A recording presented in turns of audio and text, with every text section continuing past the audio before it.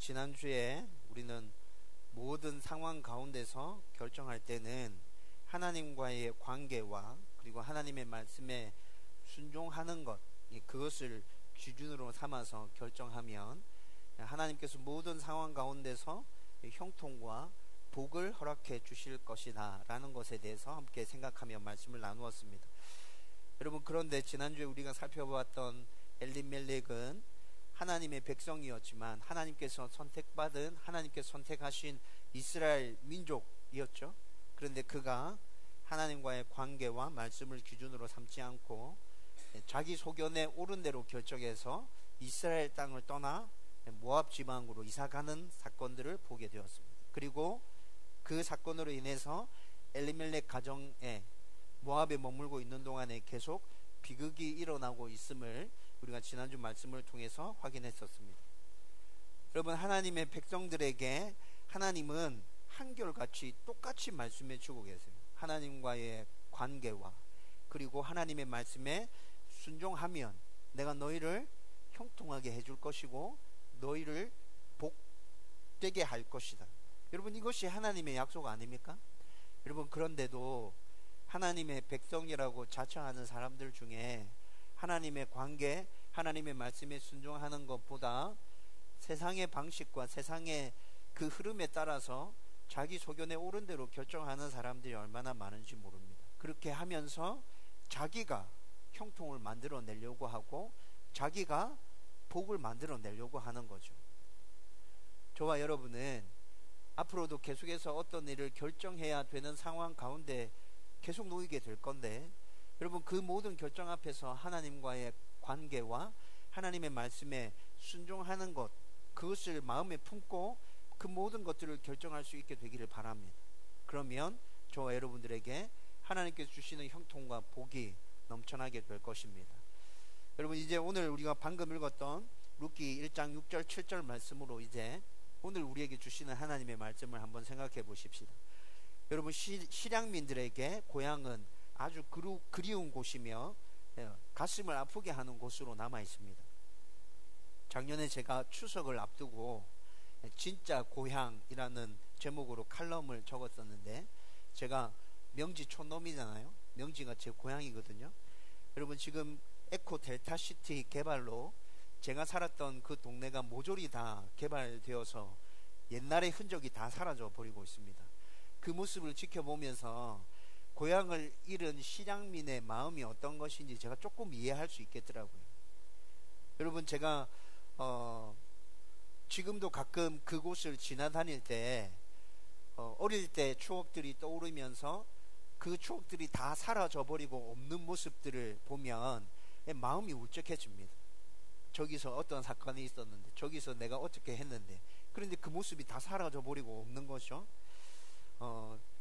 여러분들에게 제가 말씀드렸는데, 저는 시간을 되돌려서 젊은 시절로 되돌아가고 싶은 생각은 추워도 없습니다. 저는 천국을 사모하면서 살아갑니다. 그런데 제가 살았던 그 동네에 어린 시절의 추억이 깃들어져 있는 그곳의 모습은 그대로 남아 있었으면 좋겠다라는 것이 제 마음입니다. 지나다니면서 그래, 내가 어릴 때 그런 일들이 있었지, 이리 기억을 더듬으면서 떠올려 볼 수 있는 것, 그거 좋은 일이잖아요. 그렇죠? 여러분, 제가 이런 마음을 가지고 있기 때문에 실향민들에 대해서 다시 생각해 보면서 고향을 잃어서 고향으로 가지 못하는 사람들은 고향이 아픔이면서 정말 그리움 그 자체겠구나 라는 생각이 들었던 것이죠. 북한이 고향인 분들 가끔 만나게 됩니다. 그분들이 늘 하는 얘기 중 하나는 죽기 전에 단 한 번만이라도 고향 땅 밟아보면 좋겠다. 이런 분들은 당장이라도 고향 가는 길이 열리면 자기의 모든 일들을 다 제쳐놓고 고향으로 가겠죠. 그런데 고향에 갈 수 있지만, 정말 가고 싶은 마음은 있지만 가지 못하는 분들도 가끔 만나게 됩니다. 고향에서 아주 큰 사건 사고를 치고 도망 나온 분들, 고향에 가고 싶지만 가고 싶은 그 마음은 진짜 꿀떡 같은데 가지 못하죠. 고향을 떠나올 때 반드시 성공해서 돌아오겠노라고 큰 소리 땅땅 치면서 고향을 떠났는데 지금의 모습이 너무 초라한 사람들, 고향에 가고 싶은데 가지 못하죠. 그렇지만 이런 분들도 나이가 들면 들어갈수록 고향이 더 그리워지고 고향이 사무치게 가슴에 아려오는 것은 어쩔 수 없는 것 같습니다. 요즘 젊은 사람들은 고향에 대한 이런 생각들이 많이 없는 것 같아요. 그렇죠? 뭐 고향 가도 되고 안 가도 되고, 뭐 명절날 부모님 찾아서 고향 가는 거 그거 중요하게 생각하지 않는 것 같습니다. 그렇지만 이 젊은 사람들도 나이가 들어서 지긋해지면 고향에 한 번쯤은 가보고 싶다라는 생각들을 하게 될 거예요. 여러분, 오늘 우리가 성경 본문을 읽으면서 지금 나오미가 고향으로 돌아가려고 하는 결정을 하고 있거든요. 그런데 나오미의 이 결정은 여러분 쉽게 내리는 결정이 아닙니다. 여러분, 나오미의 상황이 어떻는지 우리 대충 알고 있지 않습니까? 나오미의 이 상황이었다면 여러분 고향으로 돌아가고 싶다라는 생각이 들어도 선뜻 그것을 실행에 옮길 수 있었을까요? 그런데 나오미는 지금 진짜 귀향을 하려고 작정하고 짐을 꾸리고 두 며느리들과 함께 길을 떠나고 있는 것을 우리가 오늘 본문 말씀에서 읽었습니다. 나오미가 어떤 이유로 왜 지금 귀향을 결정한 것인가? 여러분, 이 이유를 살펴보면 오늘 하나님께서 우리에게 주시는 귀한 메시지가 있습니다. 여러분, 그 메시지를 통해서 오늘 저와 여러분들이 하나님의 은혜를 누리려고 하는 것입니다. 먼저 나오미가 어떤 마음으로 귀향을 결정한 것인가, 이것을 살펴보기 위해서는 우리가 대충 알고 있지만 나오미가 지금 모압 땅에서 10여 년의 세월을 지나면서 그가 어떤 삶을 살았는지에 대해서 좀 구체적으로 살펴볼 필요가 있습니다. 여러분, 나오미가 지금 모압으로 이주해서 10여 년의 세월을 보냈죠. 그 10여 년의 세월을 한 단어로 정리해서 여러분 표현해 보십시오. 뭐라고 정리하고 싶습니까? 실패, 아픔, 이렇게 정리할 수 있겠죠. 여러분, 엘리멜렉 가정이 모압으로 이주해서 모압에서 보냈던 10여 년의 세월은, 나오미가 모압에서 보냈던 그 10여 년의 세월은 진짜 실패였고 아픔이었습니다. 슬픔 그 자체였습니다. 여러분, 베들레헴은 본래 떡집이라는 뜻을 가지고 있는 지명이거든요.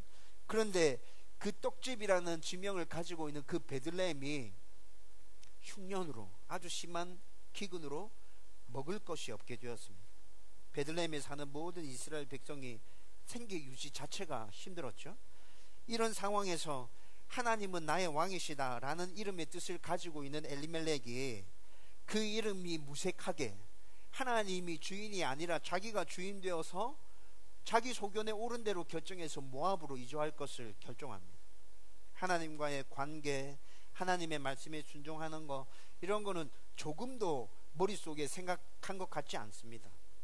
물론 처음에 생각은 모압에서 아예 자리를 잡고 살 그런 생각이 아니라 지금 잠깐 기근을 피해서 모압에 가는 것이고, 그래서 교회도 없고 목사도 없고 함께 예배하고 함께 중보하고 함께 교제를 나눌 수 있는 성도도 없고, 결혼 정년기에 와 있는 두 아들들에게 믿음의 배필을 찾아줄 수도 없고, 하나님이 왕이 아니라 그모스 신이 왕으로 되어져 있는 그 영적으로 황무지한 곳으로 이주해 가는 것이지만 잠깐이니까 괜찮을 거야. 잠깐 그곳에 피했다가 우리 다시 이스라엘로 돌아올 거니까 라는 생각을 가지고 그 생각을 위안으로 삼으면서 지금 모압으로 이주했다는 것이죠. 여러분, 이주 초기에는 지금 당장 생계와 관련된 문제들이 해결되어진 거잖아요. 먹고 사는 문제, 양식을 구하는 문제가 모압으로 이주하면서 해결되어졌어요. 그래서 초기에는 굉장히 좋았을 거예요. 가장 큰 근심거리였던 게 해결되어졌기 때문에 좋았을 거예요. 근데 시간이 얼마 지나지 않아서 즐거운, 은혜로운 이라는 이름의 뜻을 가지고 있는 이 나오미, 이 이름의 뜻이 무색하게 엘리멜렉 집안의 고난과 비극이 시작되어지고 있습니다. 여러분, 그 비극은 어떤 이유에서인지는 모르지만 가장인 엘리멜렉이 모압으로 이주한 지 얼마 지나지 않아서 죽는 것으로 이 비극이 시작되어지고 있죠. 그리고 10여 년이 지나는 동안에 두 아들을 모압 여인과 짝지어서 결혼시켰는데 후손이 생기지 않습니다. 그리고 결국에는 두 아들도 모압 땅에서 죽게 됩니다. 여러분, 이것이 나오미의 10여 년의 모압에서의 생활 아닙니까? 여러분, 나오미는 지금 모압에서 지내는 그 10여 년의 세월 동안 모든 것을 다 잃어버린 것입니다. 고향을 잃어버렸고요, 양식을 잃어버렸고, 남편을 잃어버렸고, 큰 아들을 잃어버렸습니다. 그리고 작은 아들을 잃어버렸습니다. 여러분, 나오미가 고향으로 돌아와서 사람들이 나오미 돌아왔다, 나오미 돌아왔다 이렇게 말할 때 나오미가 그 동네 사람들에게 뭐라 얘기합니까? 나오미의 이름이 뜻이 뭐라고요?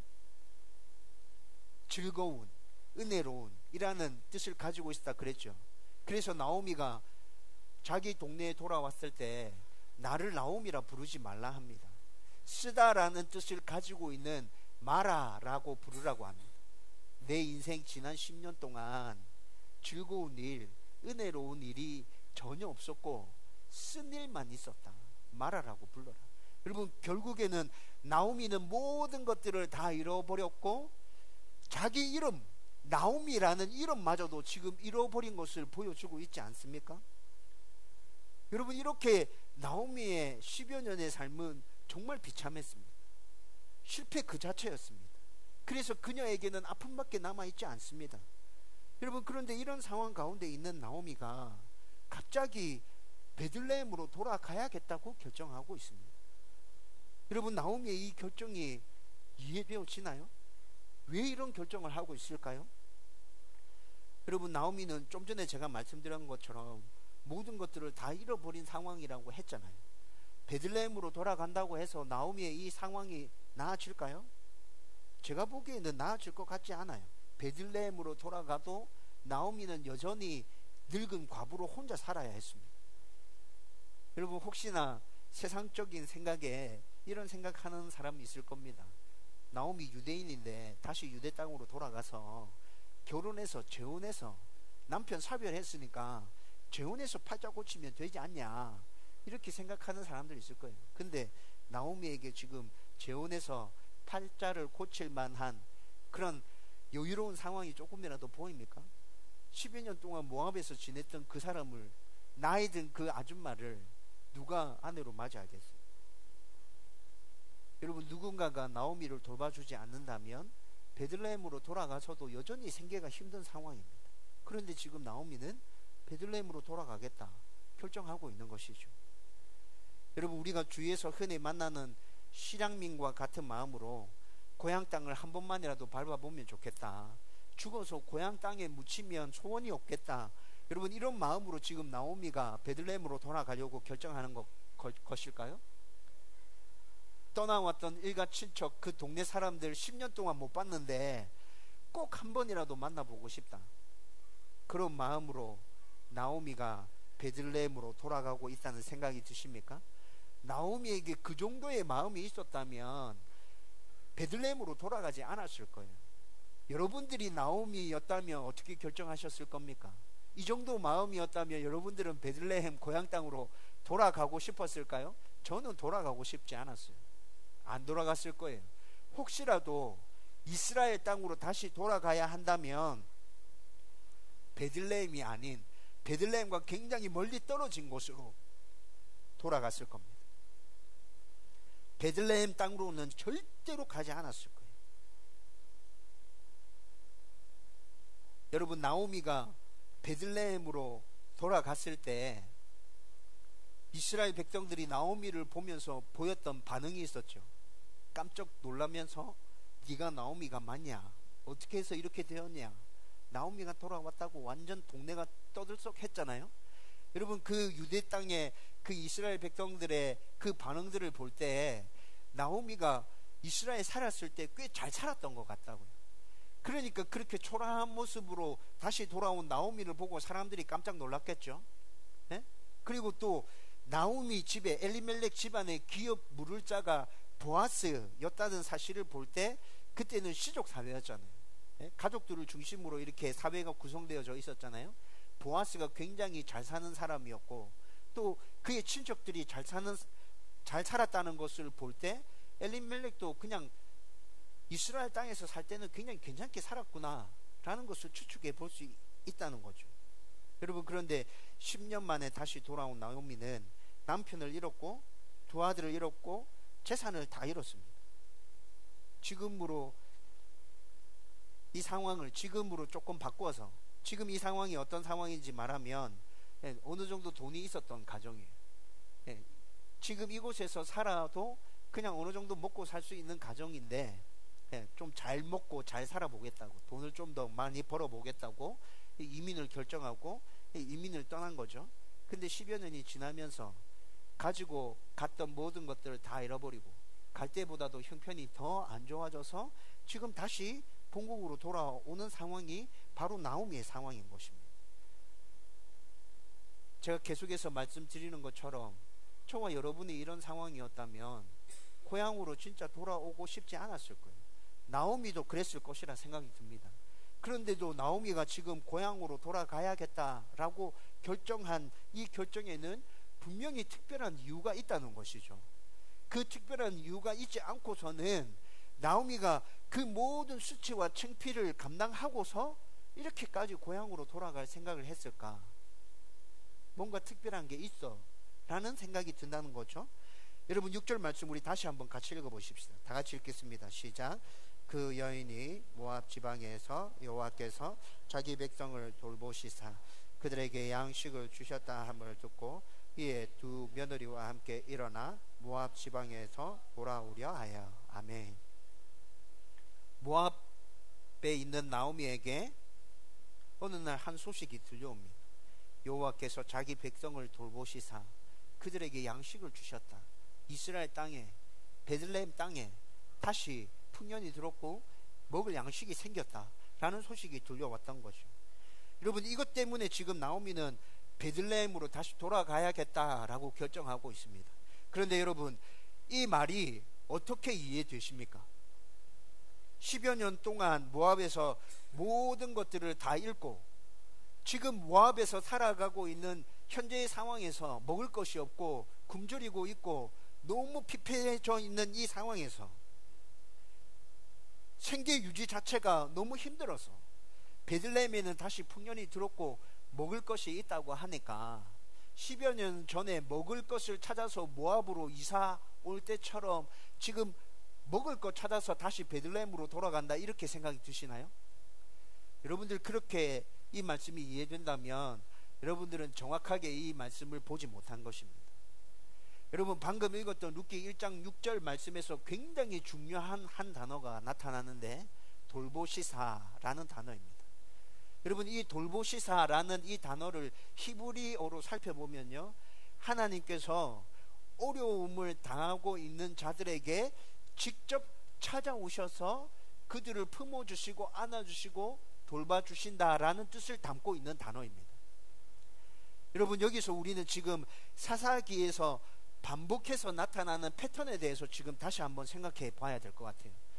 여러분, 룻기는 지금 사사시대를 배경으로 해서 룻기 이야기가 진행되어지고 있다고 말씀드렸죠. 그리고 좀 더 구체적으로는 기드온이 사사로 있을 때 룻기 이야기가 있었다라고 말씀드렸습니다.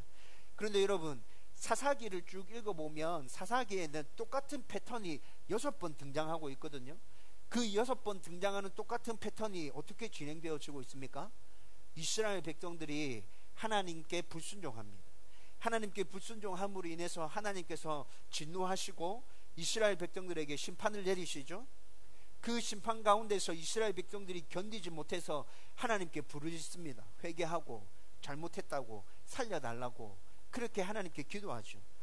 그 기도에 하나님은 또 응답하셔서 사사를 보내서 이스라엘 백성들을 구원해 주십니다. 그리고 그 사사가 이스라엘 백성들을 치리하는 동안에 이스라엘 땅의 평화가 깃듭니다. 그런데 그 평화는 오래 지속되지 않습니다. 사사가 죽고 나면 또다시 이스라엘 백성들은 하나님께 불순종합니다. 여러분, 이 패턴이 지금 사사기에 몇 번 등장한다고요? 6번이 등장한다고요. 똑같은 패턴입니다. 그만큼 이스라엘 백성들은, 저와 여러분들은 하나님의 말씀에 순종하지 않고 각기 자기 소견에 옳은 대로 살아가기 위해서 발버둥 치고 있다는 모습을 그대로 보여주고 있는 거죠. 여러분, 이런 배경 가운데서 지금 룻기 이야기가 시작되어지고 있는데, 룻기 이야기가 시작되어지면서 지금 흉년과 기근으로 시작되었잖아요. 여러분, 이 흉년과 기근은 기드온이 사사로 있을 때 이스라엘 백성들에게 임한 하나님의 심판에 대한 재앙이었거든요. 사사들이 쭉 등장하는데 기근으로 하나님께서 이스라엘 백성들을 심판하셨던 때는 기드온이 사사로 있을 때뿐이었어요. 여러분, 하나님께서 이스라엘 백성들에게 기근으로 심판하십니다. 그리고 또 기근으로 심판하실 뿐만이 아니라 미디안 족속을 통해서 이스라엘 백성들을 심판하십니다.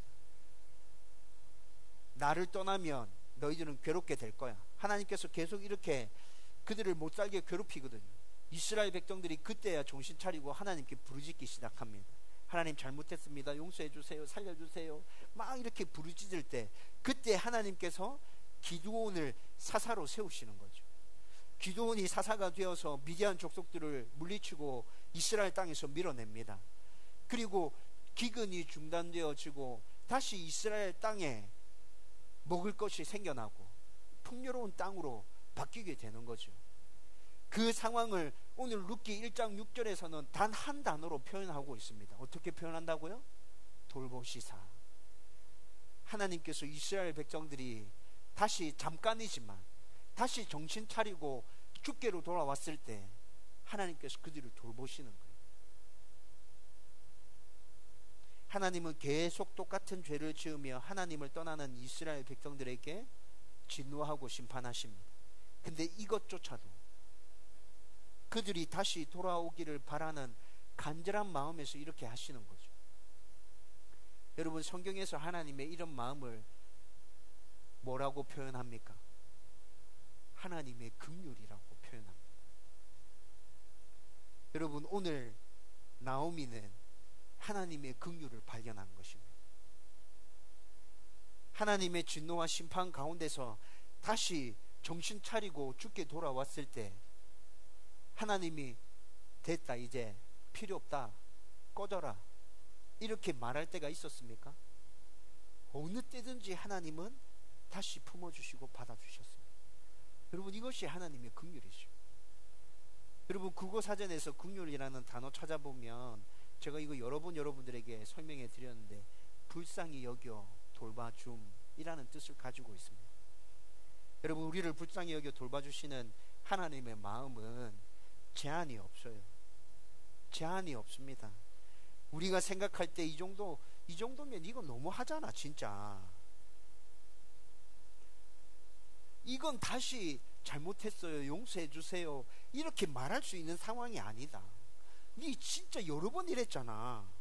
벼룩이도 낯짝이 있지. 어떻게 이런 상황 가운데서 다시 잘못했어요, 용서해 주세요, 이렇게 말할 수 있니?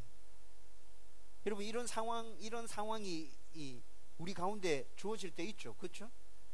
여러분, 그런데도 더 요구하고 자기 주장을 펴고 부끄러운 줄 모르고 떵떵거리고 이렇게 서 있는 사람 보면 우리 뭐라 얘기합니까? 저거 인간 아니다. 저 얼굴에 철판을 깔아도 완전 막 이상하게 깔아가지고 저거 못 자겠노, 이런 표현 하지 않습니까? 여러분, 그래서 우리 자신에 대해서도 이렇게 느껴지는 것이 있으면 너무 부끄럽고 창피하고 죄송해서 선뜻 하나님께 나아갈 수 있던가요? 나 자신에 대해서 이렇게 느껴지고 생각할 때 가끔씩 있잖아요. 나 자신이 그렇다는 게 느껴지면 여러분, 하나님께 선뜻 나가지돼요? 저는 그렇게 안 됐어요. 너무 미안하고 너무 죄송하고 하나님께 너무 창피해서. 여러분, 그런데 이런 우리의 모습을 인간적으로는 이해할 수 있죠. 인간적으로는 그래, 니는 그래도 생각이 있고 조금 양심이라도 조금 있구나, 그래, 그렇게 생각하는 게 정상이지, 우리 이렇게 얘기하잖아요. 여러분, 그런데 이렇게 한다고 해서 나아지는 것이 있던가요? 여러분, 이런 마음으로 선뜻 하나님 앞에 나가지 못한다고 해서 여러분, 우리의 모습이 달라졌습니까? 여전히 우리는 실패하고 좌절하고 있습니다. 여전히 하나님께서 하지 말라고 하신 그 말에 불순종함으로 우리는 계속 그 일을 하고 있죠. 하나님께서 하라고 하신 그 말에 불순종함으로 우리는 그 일을 하지 않고 있죠. 그런데 이런 모든 우리의 모습 가운데 하나님께서는 한결같이 우리에게 말씀하십니다. 그래도 나한테 나와라. 괜찮다. 내가 받아줄 것이다. 여러분, 이것이 하나님의 긍휼 아닙니까? 그래서 하나님의 긍휼은 무제한이라고요. 제한이 없는 것이라고.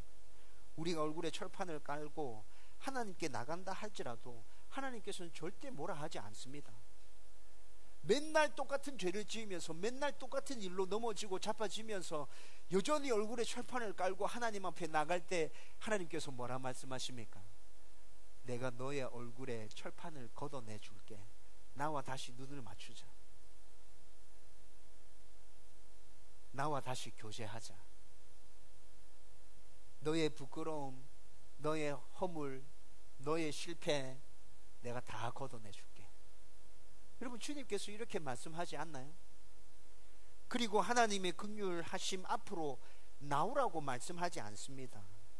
하나님께서는 직접 우리에게 무한한 긍휼하심으로 찾아오십니다. 아브라함을 찾아오시고 언약을 맺어주셨죠. 여러분, 그 아브라함의 언약은 이삭을, 야곱을, 요셉을 지나면서 여전히 유효하다고 하나님께서 말씀해 주십니다. 여러분, 이 언약의 주체는 누구입니까? 하나님이시라고요. 아브라함이 언약의 주체가 아니에요. 하나님이 일방적으로 아브라함에게 찾아오셔서 맺어주신 언약이었다고요. 그리고 이 언약에 신실하게 반응하셔서 이스라엘 백성들을 출애굽시키시고 광야에서 만나와 메추라기를 먹이시고 구름 기둥과 불 기둥으로 그들을 지키시고 보호하시고 젖과 꿀이 흐르는 가나안 땅에 정착시키시고, 여러분, 이 모든 사건들의 주체는 하나님이셨습니다. 하나님이 먼저 찾아오셔서 행하신 일들이었다고요.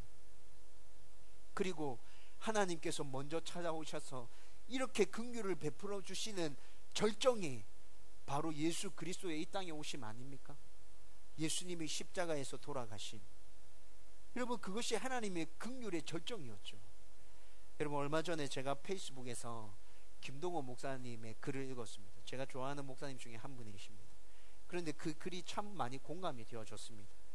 김동호 목사님이 크리스마스 전이었는데 이런 글을 남겼습니다. 목사님이 개를 참 좋아한답니다. 정말 정말 좋아한답니다. 그래서 집에서 반려견을 키우고 그러면서 집 안에서 함께 먹고 자면서 한 집에 같이 산대요. 정말 예쁘고 좋대요. 그런데 목사님이 말씀하시기를 개가 되고 싶지는 않습니다.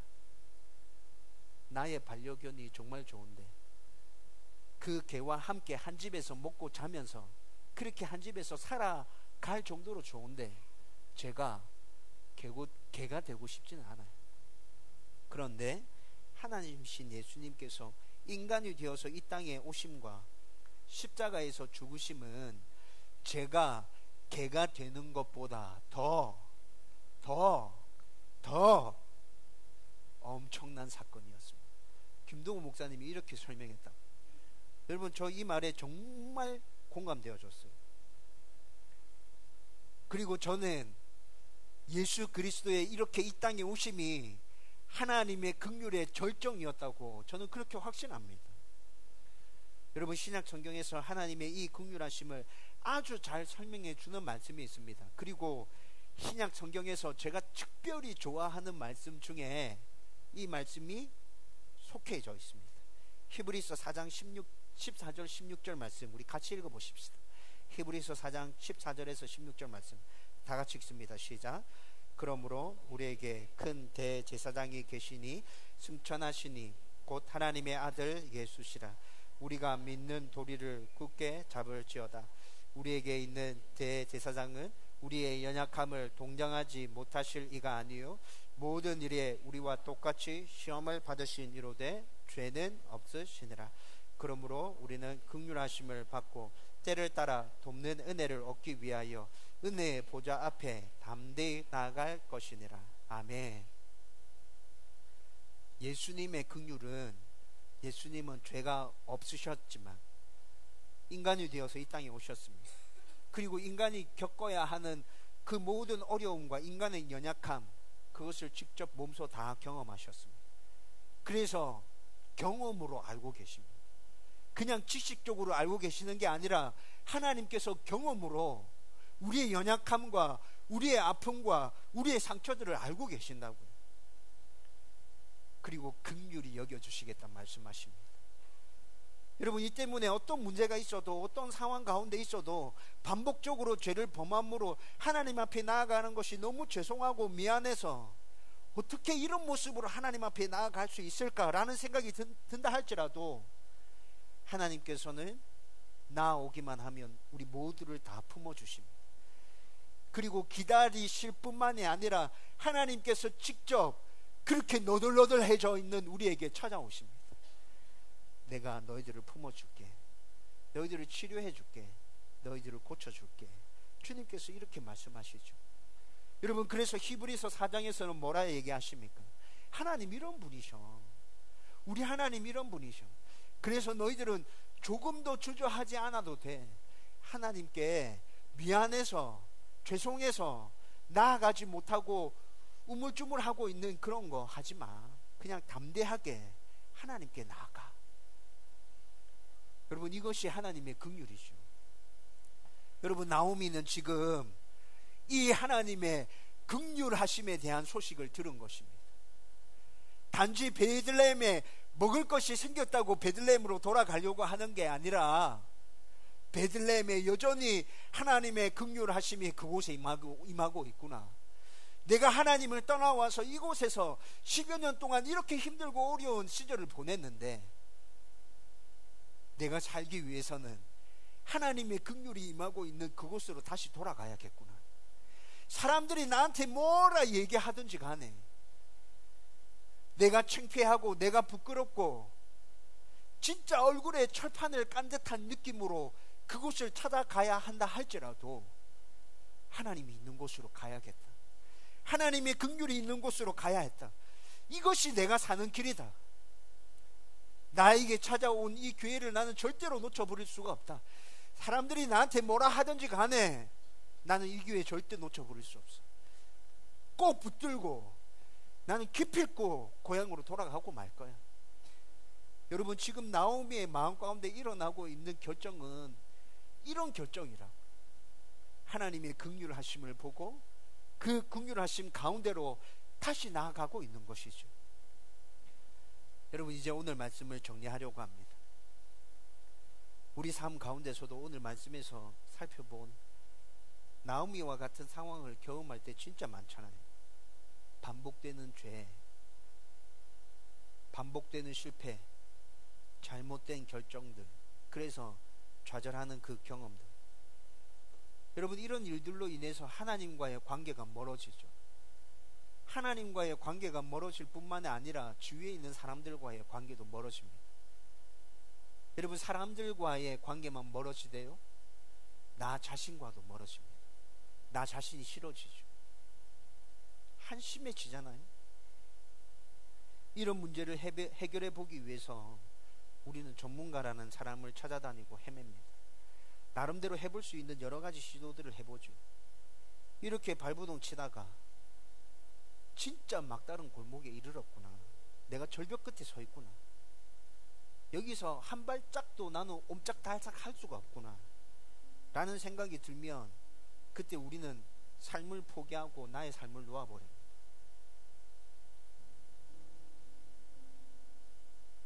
자기 스스로 생명을 끊는 건 아니라 하더라도 여러분, 우리 주위에 살아가는 사람들 중에 이렇게 자기의 삶을 놓아버린 사람들 많이 볼 수 있잖아요.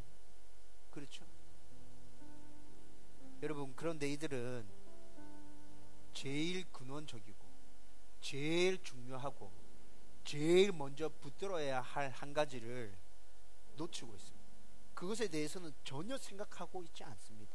뭡니까? 바로 긍휼하신 하나님께 나아가는 것. 하나님께 나아가는 것. 우리의 힘으로 해결 안 됩니다. 다른 사람들이 도와줘도 안 됩니다. 어떻게 할 수 있는 방법이 없습니다.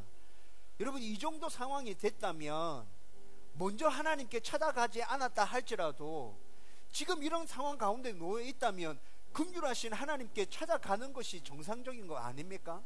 그럼에도 불구하고 하나님에 대해서는 생각하지도 않고 자기의 삶을 놓아버리고 있다고요. 여러분, 나오미가 회복할 수 있는 근거가 어디 있었습니까? 나오미는 철저하게 실패했습니다. 그런데 하나님께 나아갈 수 있는 그 기회가 주어졌을 때 그 기회를 붙잡았어요. 하나님께로 나아가고 있습니다. 사람들이 나한테 뭐라 하든지 간에 나는 이 방법밖에 없다. 이게 나의 유일한 살 수 있는 길이다. 여러분, 나오미는 지금 그 길을 굳게 붙잡고 있는 것이죠. 종종 저와 여러분들의 삶 가운데서 이런 상황 가운데 마주친다면 여러분, 그때 긍휼하신 하나님을 생각하십시오. 긍휼이 무한하신 하나님, 내가 어떤 모습으로 찾아간다 할지라도 나를 품어주시는 하나님, 나를 맞이해주는 하나님, 내가 하나님께 찾아가지 못해서 주저하고 머뭇머뭇거리고 있을 때 나에게 먼저 찾아오시는 그 긍휼하신 하나님. 그래서 여러분들에게 눈꽃만큼의 기회가 주어졌다면 주저하지 말고 선택하십시오. 나는 하나님께 돌아갈 것이다. 나는 하나님 붙들 것이다. 이것이 나의 사는 길이다.